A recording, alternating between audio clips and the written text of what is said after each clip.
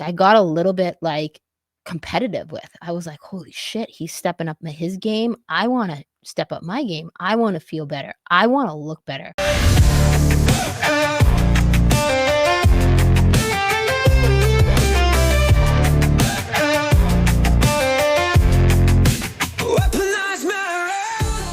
Okay, welcome to the Weaponized Marriage Podcast. I'm your host, Ryan Hewitt. And I'm your host, Kendra Hewitt. And today we're going to talk about a fun topic for me, at least. It's fun for me too. Yeah, it's on healthy hormones. And I guess this would be especially, well, it's for every married couple, but especially older married couples. Seeing as that your hormones tend to be more important the later you age, I suppose, or they start to decline over time. No, that is true. Your hormones they definitely decline over time. And especially women, they change a whole hell of a lot.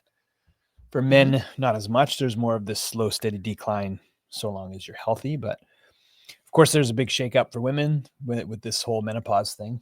Well, and also I think just like if you're starting a family or whatever, It doesn't matter how old you are. They are you could be a couple right now listening to that's having a daughter or a son hit puberty and like having to have that conversation with them. Like, regardless of what age you are, hormones is going to be. No, we're definitely not going there. We're not talking about hormones in that context. We're going to talk about hormones in the context of a healthy married couple. Yes. Okay. Yeah. So I'll lead off by talking about, I guess, hormones when it comes to like helping you feel like a well person. So for men in particular, in order for you to have optimal confidence, I think well-being in who you are and what you're doing and in your vocation and in your place in the world, you need to have optimal, healthy testosterone levels. And when I say testosterone, most guys think just like strong boners and muscles, right? Mm-hmm. But which those are cool. You definitely need it for that. But also for optimal brain health. So a lot of people don't realize that you need optimal testosterone levels, whether you're male or female, but I'm just talking about men, for example. It actually is really important for optimal dopamine levels in your brain. It's very important for, like I said, that confidence, libido. It's very important for when you wake up in the morning. Your testosterone levels should be at their peak. Okay. Same thing with your cortisol. Both of those hormones are very critical for that sleep-wake cycle and feeling refreshed and awake and alert when you wake up in the morning. So mental clarity, libido and sex drive, confidence, and also you can't forget the physical benefits as far as your ability to recover from efforts of exercise, also putting on like lean muscle mass and maintaining lean muscle mass. Instead of body fat. Instead of you having man boobs. Yes. And then what happens when you have just, hormone dysregulation when it comes to testosterone in particular, a lot of men over time, they start to, have symptoms in those categories, right? Whether it's, sluggishness, mental fog, mental clarity issues, problems retaining information. They can have mood changes as well. So more depressiveness. Also problems putting on muscle, recovering from exercise, sex life declining, less interest in sex, and so on and so forth. So there's a lot of those things that I see a lot with men. I can relate to this myself. This happened especially in Lily's first year of life. So I've seen research on it, but there is a thing with when you do have children, there's obviously incredible hormone changes that happen with women, right? When you become pregnant and then you give birth, there's a big recovery process, big refractory process with your hormones. But research has shown this also happens with the husband or the significant other, the male counterpart. You actually do have testosterone decline. And of course, this also happens to coincide typically with sleeplessness and fucked up schedules and your eating goes a bit sideways, etc. Additional stressors. Yeah. And then this happened to me. So sorry, I'm talking a lot at the beginning, but for me, when so I started to notice actually, I look back at my old blood work, my testosterone was starting to become low when I turned, I think it was like 36, 37 years old. This was a result of, like I even think back chronic of beatdown. Yeah. So I think about all of the physical efforts that I put in my life, and it makes me nauseous to think, like, would I do that all again? I don't know. But the amount of time that I spent doing efforts at like 90+% of my heart rate max. Put doing that into CrossFit. like more like layman's terms. Not Yeah. that. So just doing a lot of high intensity interval CrossFit type of efforts, right? So workouts of the day, and doing those like in a lot of cases, multiple of those in a day, coupled with strength. So basically just like really like running myself down physically, and getting really, really fit, but also just crushing my hormones to a place where I became hypogonadal. Like I couldn't recover. I look back at my old testosterone that was in it was in the 500s, 400s, 300s. And then by the time we had Lily, my testosterone was like 200s, low 300s. Mm-hmm. And that's when I really started to feel symptomatic. I started to see it in my body composition. I was still lifting routinely, and I was losing muscle, and I was tracking this on my in-body scan with my body composition. I was starting to put on body fat, losing muscle despite doing routine strength training, not even doing a lot of like Metcon type of stuff, and still eating adequate protein, tracking macros. So it was my testosterone that it wasn't turning into estrogen. I wasn't like becoming high estrogen. It was just that it was so low, I just wasn't producing much. So it was back 2021, 2022 when I first got on testosterone replacement therapy. And that's when the whole journey started with me of learning a whole bunch about it. And then even starting a company recently that works with both men and women with, hormone replacement therapy, bioidentical hormone replacement therapy. So yeah, for me, like that's my story of how I got on testosterone and the way that it impacted our marriage. I think at first Kendra was really opposed to it, or just didn't know enough about it and thought I was going to turn into like a raging lunatic. Like, yeah, I mean, I had, which I think is I have so many women. Is that your phone? It's you, I think. So we can edit it out. I have so many women that come to me with the same resistance I had, which is like, Really? oh my God, so many questions of like they're resistant to their husband getting on testosterone because what? They're like, doesn't that make them angry? Yeah. Won't that like make them like fucking horny all the time? That's another common one. So they don't want to have more sex with their husband? Usually there's a disconnect there. Yeah. Why don't they want to have more sex? Well, that's a whole other episode, right? Not really, because I mean, the stereotype would be like, my husband doesn't want to have sex with me, or I don't know, maybe not. I think you can run both sides on that, Mhm. on that side of the coin, because usually we're talking about male and female hormonal health and how it affects your marriage, right? So I'll share my story a little bit, but before I want to speak to that is that, like, yes, I had a lot of resistance because when, first of all, I was under a lot, the information I got about what TRT was I had this image of my younger years of like a boyfriend I had that was definitely doing steroids. Ooh, okay. Right? I didn't know like, that. and like, I remember the roid rage, right? Really? Like, oh yeah. And so for me, in my mind, all I could see was that of like, oh my God, that's how Ryan. And was I already angry? And you were already angry. So I was like, how the fuck am I going to handle this thing? Right. It also was a time when our sex life was disconnected in multiple ways. So for me, that was also a concern of mine. Ryan's going to want to sleep with me more, and I don't want to sleep with him. Ryan's going to be angrier than he already is. Yes. So I was like, that was a resistance. And I think those are really common though. Like, those I know are two most common. We'll get into your story in a minute. I think this is really important because I think for some guys that is part of their resistance too, is they're like, my wife's not going to let me do it, or I don't want her to know, or I've had a couple guys who haven't told their wives. And like I said, that that fear, I think, on the guy side, if I had to guess, is probably more judgment as well. Symptoms of another underlying problem, which, like I said, is another episode. Let's stay focused on the hormone. But like, I don't think we can talk about this without addressing those kind of things that are going to come I never up. thought we'd touch onto that, but I think that's something that isn't talked about, of like, hey, am I going to be judged when I start this hormone replacement therapy? Is it safe? Is it something like, am I going to roid rage? Am I going to have uncontrollable sexual urges and turn into like some crazy lunatic? So another really common one I get from women is like, oh, my husband got really fucking sexy or hot, but I am a hot mess. Okay. And my hormones are a hot mess, and I don't know where to fucking start. Those are big. On the rail trail of like on the rail trail. On the derailed train on the Danvers rail trail. Yeah.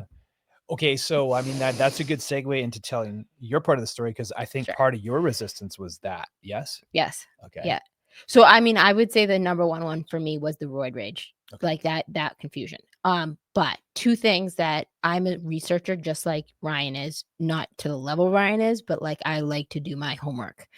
And I've always been very passionate about health, and I've always been very intrigued by hormones, even though for a woman, there's a lot more factors at play when you're looking at a woman's hormonal profile, I think, that you have to pay attention to.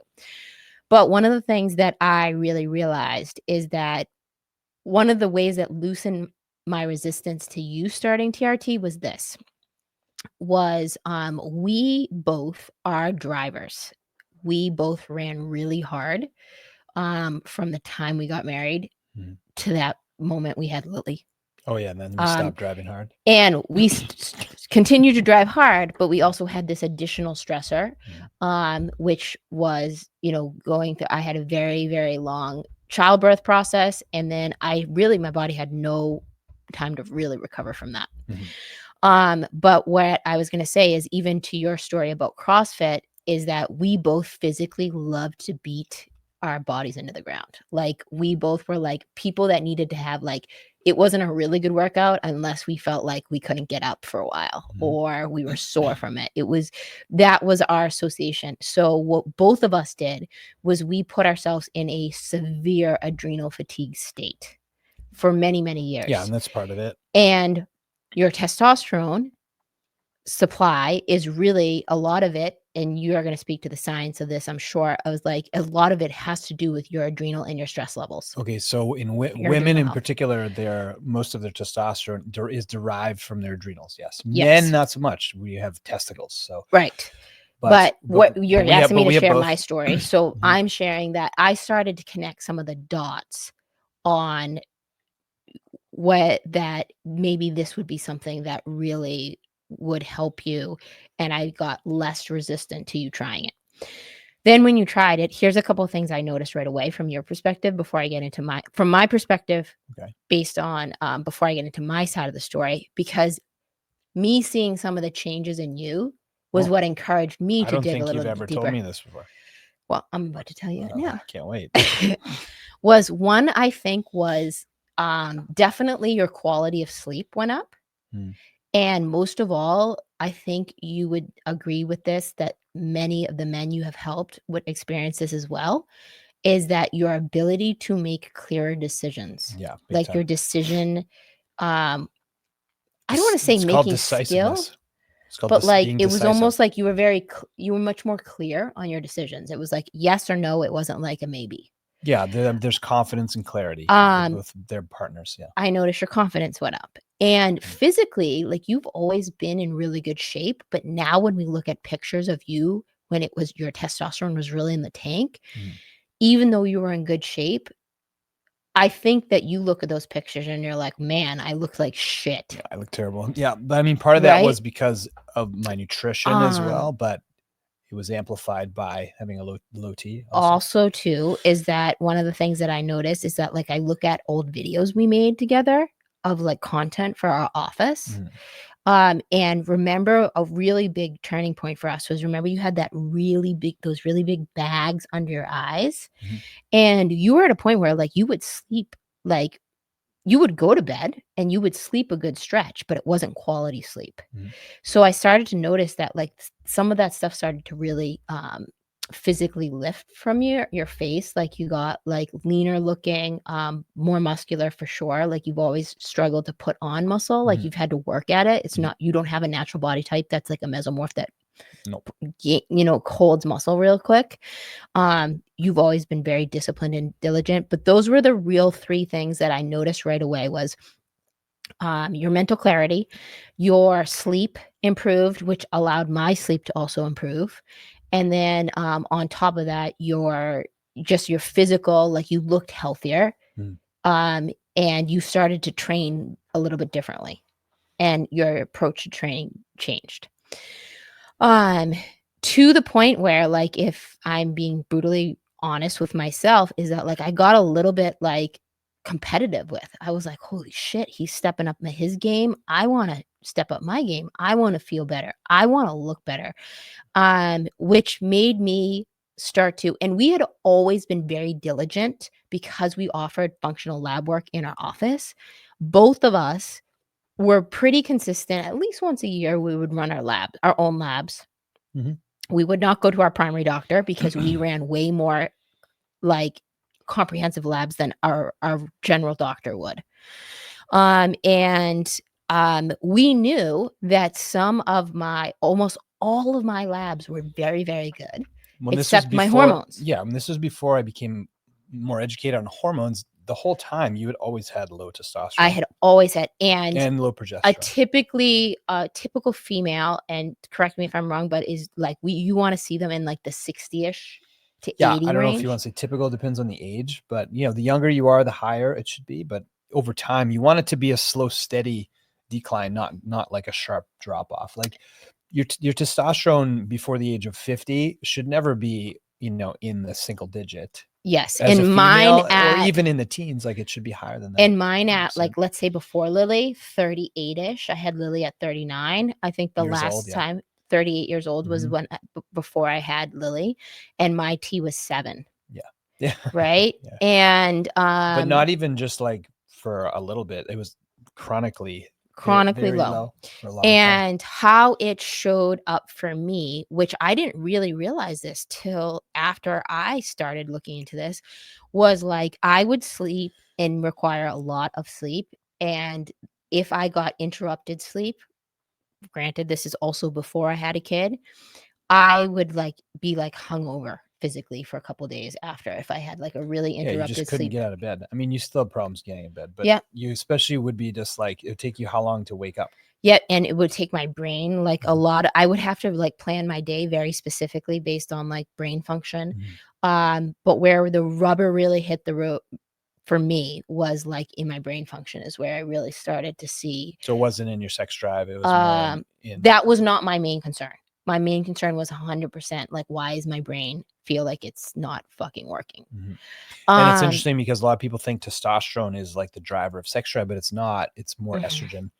Yeah. Women that are low estrogen usually have more of the libido problems. Men, with the testosterone estrogen imbalance, like for sure can have sexual dysregulation there, ED kind of stuff, but estrogen plays a big role there. Yep. And I mean, we were having regular sex, but my desire for this sex was nowhere near what yours was. And for a long time, I think I blamed that on that you were on TRT, but I was just left to my own devices at that point. Primarily, not because we didn't know too much about it, but primarily because for me was that I just was like not willing to kind of go there. And go there with what? With like what were my options? No. What were my options for like to help me with this T? Well, why do you think your hormones were suppressed for so long? I think that's a valuable. Well, like I said, I think I have very, very like I ran adrenal fatigue for so long. I think it was adrenal fatigue. That I just never gave my body a chance to actually replace those stores. And how long were you on contraceptive pill? How many years consecutive? Like as a teen and a 20 and prior to meeting Ryan, I was on birth control for, I think I went on at 16. Yeah. If I had to guess, which is crazy because I was not having sex at 16, but I went on it. I don't know what the reasoning behind it was. Common, I've never talked about this. It's crazy to think about this, but if I really think about me going on birth control, it was at my doctor's advice. My mom did not even fucking know that I remember. And I want to say it was probably to control like acne or something like that, more than like it was for having sex, right? And then how many years were you? So, and then I went on like I said, 16, so 12 plus years, because I got off of it at 28. Okay. I remember that day so clearly. You and I had that conversation, and I remember your gut was distended out to here, and I wouldn't take my shirt off and at the you beach. wouldn't take Remember? your shirt off at the beach because you were so bloated and sick. Yeah, constipated, and you had horrible and digestive. Even at that stage, I think I have to take it back that I was really into health at that point. Like I was very like I met Ryan as like through my chiropractor who I'd been under care with, who's one of my very dear mentors and friends. And he had really opened my eyes to this thing we refer to as the wellness lifestyle, which is what we live. And I just knew that once I started living that way, I was never going to be able to be with anyone that didn't live that way either. And I think this is really important to talk about when you talk about like how health affects marriages, because it's like, I never get how people are married that have completely opposite like paradigms of health, right? Well, the funniest part is we're talking about living the wellness lifestyle, the drug-free chiropractic lifestyle, and we're both taking hormone replacement. But here's the thing: this is where our frame needed to really bend, right? Exactly. Because one of the reasons I was resistant to the hormone stuff was, like I said, I was like, this is against my core paradigm. Yes, I couldn't rectify. Is that the word I want? Reconcile. Close enough. Reconcile that for a while until I tried it, and I really shifted. So here's what ended up happening. I got off the birth control when I was 28 at Ryan's advice. He was my first boyfriend ever that I had ever talked to him about this and recommended this. And that first year that I got off the pill was very difficult. It was very rough physically, definitely mentally and emotionally for me. Now looking back, I'm like, holy shit, like I wish I had done that sooner, but I didn't do that. But that's why a lot of people never get off the pill though. Yes. Unless they want to have children. Because it's rough too. Yeah. And we won't talk about it, but I think a lot of people struggle with fertility due to long-term use of the pill. But that's aside from my expertise. I mean, once I went through that experience, I became so passionate about helping women that were in our office. And obviously I wasn't a licensed professional where I could do this, but I really started educating people about like, hey, here's something I did. Maybe you could try it. Yeah. So anyway, so a lot of these things that you're pointing towards, like adrenal exhaustion, for like prior long-term use of the pill, this all result in then having a daughter. It's just like you were crushed, right? So you notice that your brain fog, can't get up in the morning, can't get enough sleep to feel like satiated enough to feel like normal. And then, I mean, you had some sex drive issues. So anyways, so talk about like crossing the threshold and finally trying testosterone. Yeah. So I think testosterone was what you needed. Yes, testosterone, which is what we started with. So fast forward, it actually has not even been a year. No, that's true. It started in May of last year. I remember taking a walk and I was like, listen, one of the things that you need to embrace is whatever you're resisting is persisting. And I started deciding that things that I was either resistant to were the things I actually needed to lean into. And I came home and I wrote down a list of what were some of those things. You did? I was walking Huck. I remember it clear as day that day. And I want to say this was probably 100% around this time, because it was a day where I can remember it was around when my dad died. And it was like, hey, what are some of the things that I really want to shift in my life? And I wrote down about how resistant I had been to the testosterone for you, and about how much I had noticed the changes. And you were also, this is when you were prepping for your first bodybuilding competition. So, which was also something that I was very resistant to. But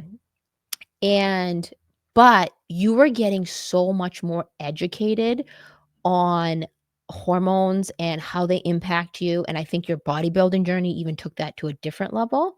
Yeah, I mean, of course. And we knew took we it to an wanted to extreme. start a business about this, Mm. and I was like, "Listen, I'm cool with investing." We had just sold our one of our practice locations, and I was really getting right with, am I cool with investing our proceeds from that sale into another business right away? Mhm. And especially, you said you wanted it to be a hormone replacement business, which we had talked about for years, but again, I couldn't reconcile that wellness paradigm with Right. offering this. Right. And I said, the only way I can reconcile this is if I try this and this works for me. No. And because I was like, both of us are very committed that we will never teach something or talk about something that we have never tried ourselves. Mhm. And so I was like, all right, I'm going to run my labs again. We ran my labs. My T at that point was, I think, 9. Yeah. So I had gained 2 points up from the 7. And I probably physically was the lowest place ever that quarter. I was trying some new things. I had hired a trainer. I had tried training differently, not beat downs anymore. And I was feeling good. I was feeling I made some progress, but I was feeling like, man, I'm leaving a lot on the table. I just don't know how to make that shift. So I decided that I started with a testosterone cream. And because I am very needle phobic, and I was like, I'm not doing needles. And then I started to get even less resistance, that I found out there were options for me that did not require needles. Most women are not doing injectable testosterone. Yes. And which, like I said, I had 'Cause no it's such a knowledge low of. dose. Yeah. And so I started with the consultant that really was helping us set up our business. And I said, hey, listen, if I'm going to really fully back this and go into this business, I need to have an experience myself. So, and I mean, I noticed specifically the mental clarity that I gained probably within a week of starting the cream. And the cream obviously is not as soluble. And then I did the cream for 6+ months. What do you mean not as soluble? Like, I mean, it like doesn't, you don't get as much usually because of the cream in terms of like if you took it orally. Oh, I mean, you're talking about absorption? Yeah. Absorption. Yeah. Absorption. Yeah. I mean, there's obviously it's a different method of absorption than, say, what's called a troche, which would be a lozenge in your mouth. But, again, yeah. So you're just looking for different delivery methods that were effective for you. Yeah. So, that was really a game changer for me to start to see change. And then I started to ask you a lot more questions. You started to dive into a lot more research. You started putting me with some females, doctors that could speak to it. And we started like very, very small.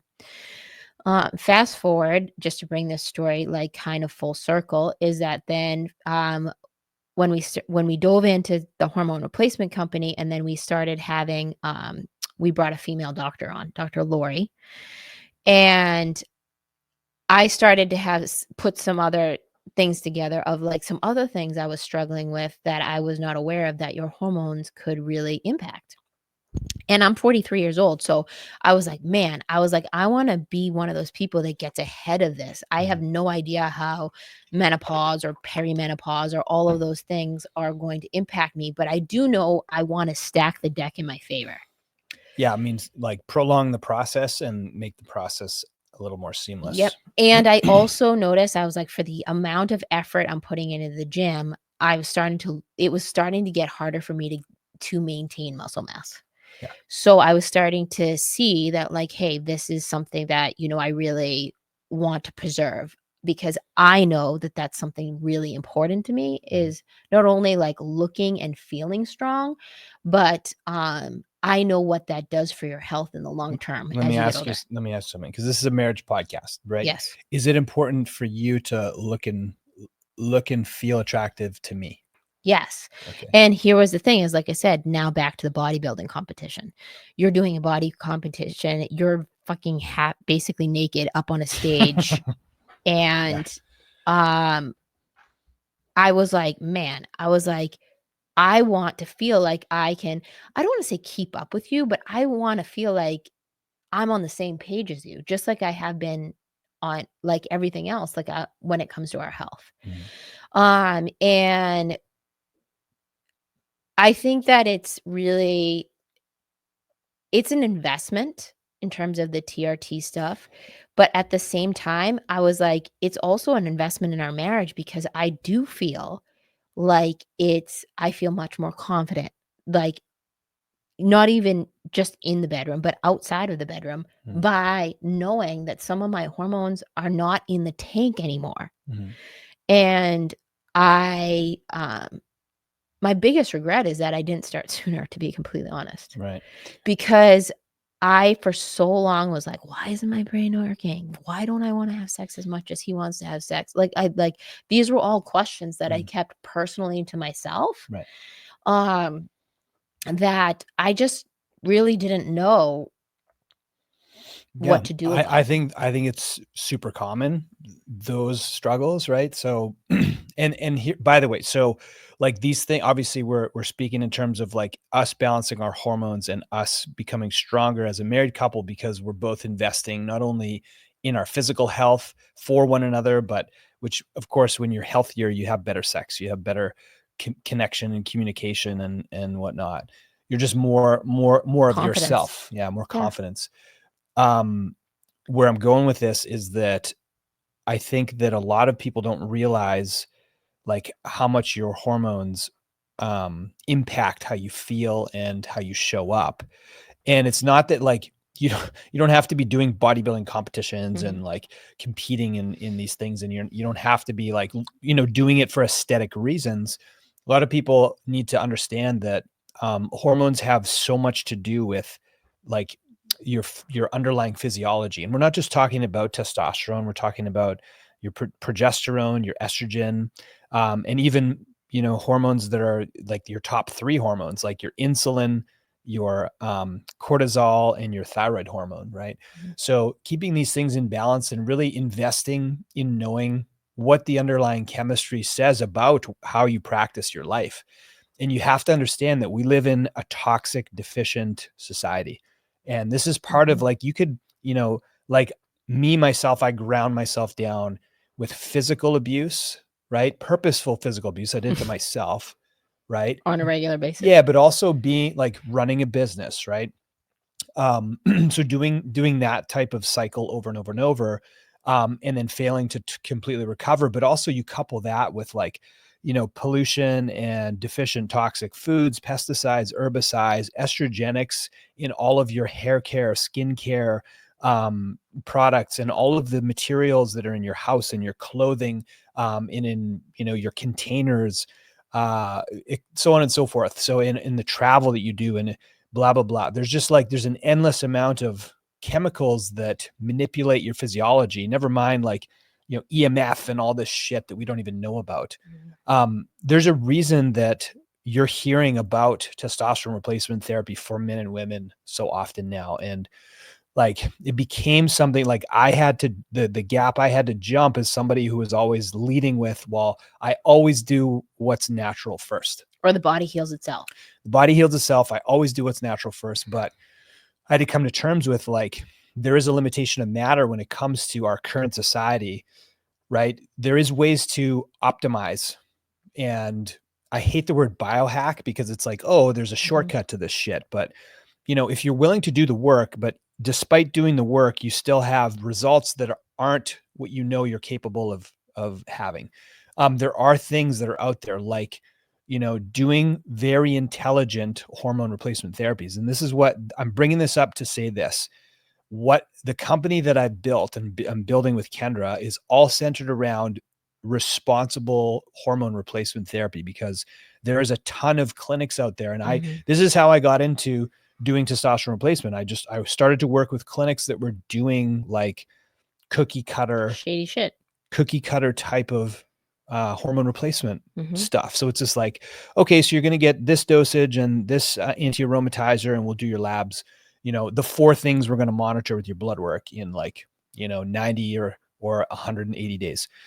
And the more I learned about it, I was like, holy shit, like most of these companies aren't even monitoring critical, biomarkers that are fully, I guess, related with what happens when your hormones are, artificially increased, whether it's testosterone, whether it's progesterone or whatnot. So this goes for men and women both.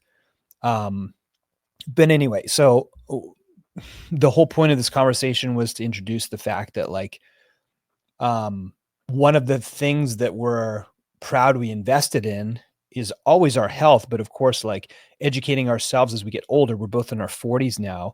Like, hey, we're still like jacked and juicy in our 40s, like having a good time, and not at the detriment of like taking years off the end of our life, but like optimizing our physiology to have a better experience together.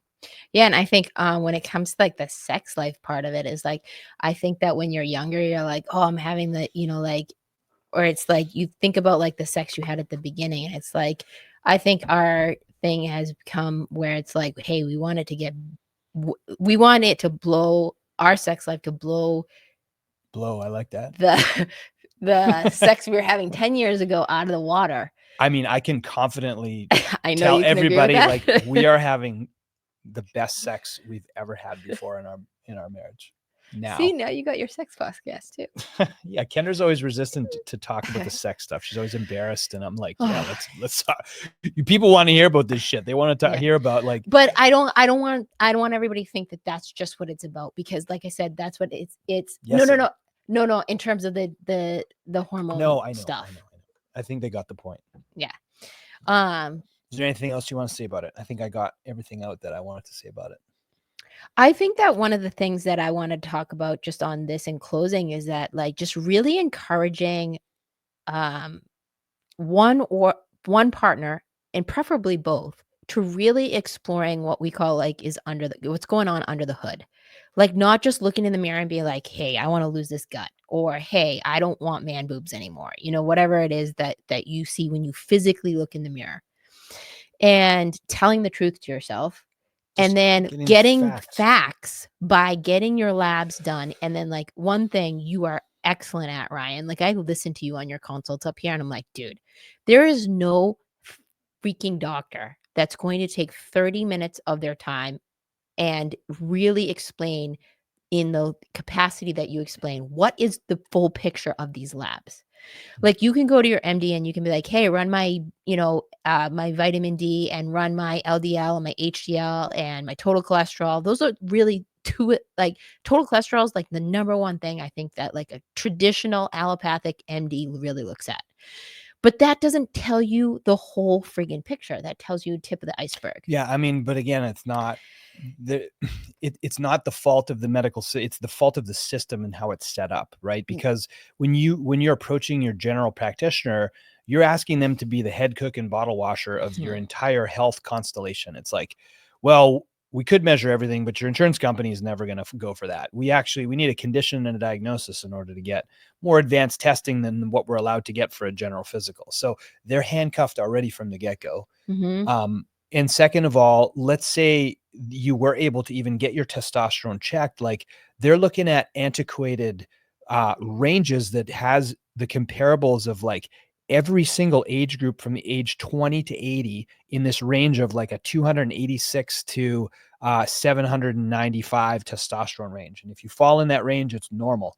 Yeah. Which is complete. And they also don't have any solutions, right? Well, they do have solutions, but the thing is like there's a tremendous amount of legwork that has to happen in order for them to get your testosterone prescribed and covered by your insurance company. So we're talking about like a way deeper conversation as far as like the problems with the healthcare system and why hormone optimization is not generally something that, traditional medicine is embracing. Like even endocrinologists are like, very primitive when it comes to like helping people optimize, right? It's all about treatment of disease, correction of symptoms, right? Which we are helping people with symptoms, but we're trying to help people like invest in their health and optimize through more advanced, hormone replacement therapies that are safe and effective, research-backed, FDA approved, as well as peptides and other types of interventions. But anyway, But the reason that I'm saying is that one of the best investments I think you can make in your marriage is having this conversation with your spouse. Get fucking healthy. And to invest in getting healthy, but start that investment by having real hard facts with a practitioner like you that is just going always to starts with look at awareness. What is your actual going on with your hormonal profile, and explaining that to you, and then presenting what are the options you have, and then committing to each other of like, hey, I'm doing this for myself, but I'm also willing to do this for you. And we're going to do this together. Yeah. Because I think that couples that really, it's like one person loses 100 pounds, but the other person still stays fat. How does that couple's relationship actually work? It doesn't. In the long term, I know very few couples that have gone through that, right? Going together, yeah. So you have to grow. This is a great example of growing together and making another investment in your marriage that is not your typical date night advice. Yeah. And by the way, you're not starting with like just throwing medication or hormones at problems, right? So it's learning how to become healthier with your lifestyle, right? And by the way, if you want to learn more about how to do that, my Weaponized Body podcast that I put out every week goes over metabolic movement mindset, important ways for you to get healthy physically for men and women. But leaning in and just getting healthier together. I think that's the takeaway message. Yeah. I think healthier hormones equal healthier humans. I like that. So we're going to end on that note. As our daughter gets home downstairs, she's going to come up screaming any second. So and create chaos. Yeah. So anyways, thanks for listening, guys. Rate, as review. Always, rate, review, and share. See you next week.